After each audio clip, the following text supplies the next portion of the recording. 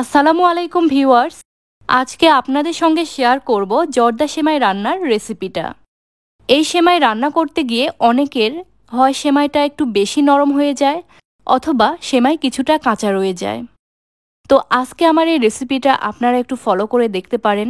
এভাবে রান্না করলে সেমাই কখনো কাঁচা থাকবে না আর অতিরিক্ত নরমও হয়ে যাবে না।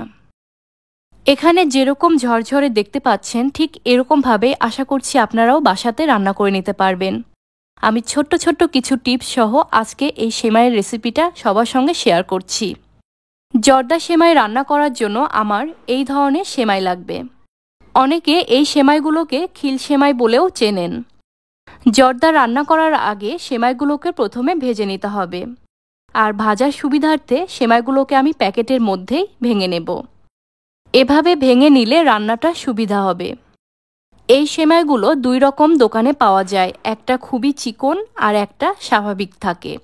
তো আপনারা চিকন সেমাইটাকে একটু অ্যাভয়েড করার চেষ্টা করবেন জর্দা তৈরির ক্ষেত্রে। আমি প্রথমে কড়াইয়ে কিছুটা তেল দিয়ে নেব, যে কোনো রান্নার সাদা তেল।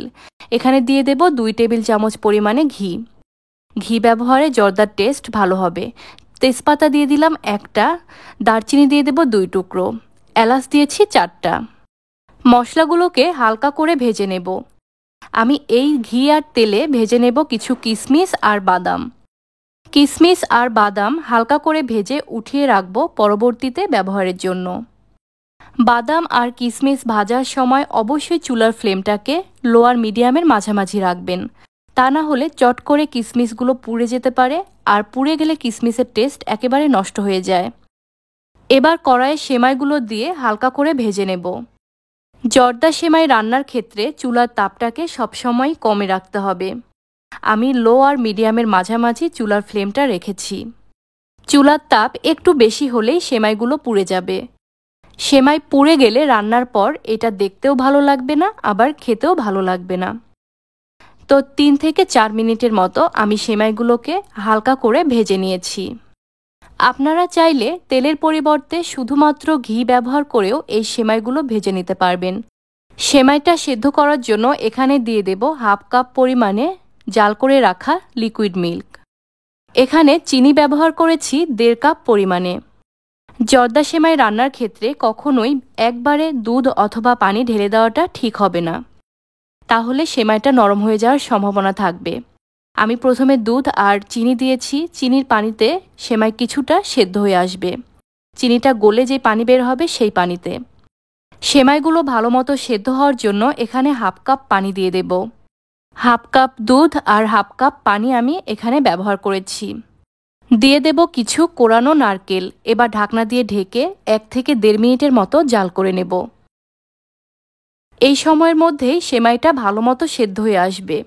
সেমাই সেদ্ধ হতে খুব বেশি সময় লাগবে না। নারকেলটাকে এবার সেমাইয়ের সাথে ভালো মতো মিক্স করব।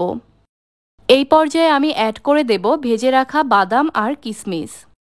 সবগুলো উপকরণ ভালো মতো মিক্স করতে হবে। মিক্স করার প্রথম অবস্থায় সেমাইগুলো একটু দলার মতো হয়ে থাকতে পারে, তবে চামচ দিয়ে এভাবে ছাড়িয়ে দিতে হবে।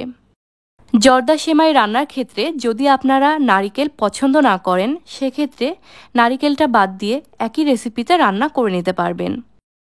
কাঁটা চামচ ব্যবহার করেও আপনারা সেমাইয়ের মধ্যে যেই দলাভাবটা আছে সেটা একটু ছাড়িয়ে নিতে পারবেন। এই জর্দা সেমাইটা ঠান্ডা হওয়ার পর কেমন ঝরঝরে হয়েছে সেটা একটু আপনাদেরকে দেখিয়ে দিচ্ছি। এটা ঠান্ডা হওয়ার পরের লুক, আর ঠান্ডা হওয়ার পর ঠিক এরকমই ঝরঝরে হবে। যদি আজকের এই জর্দা সেমাইয়ের রেসিপিটা আপনাদের ভালো লাগে, তাহলে এরকমভাবে বাসায় জর্দা সেমাই রান্না করে দেখতে পারেন। আশা করছি আপনাদের জর্দা সেমাইটাও এই রকমই ঝরঝরে হবে, আর খেতেও যথেষ্ট মজা হয়েছিল। আপনারা বাসায় ট্রাই করতে পারেন।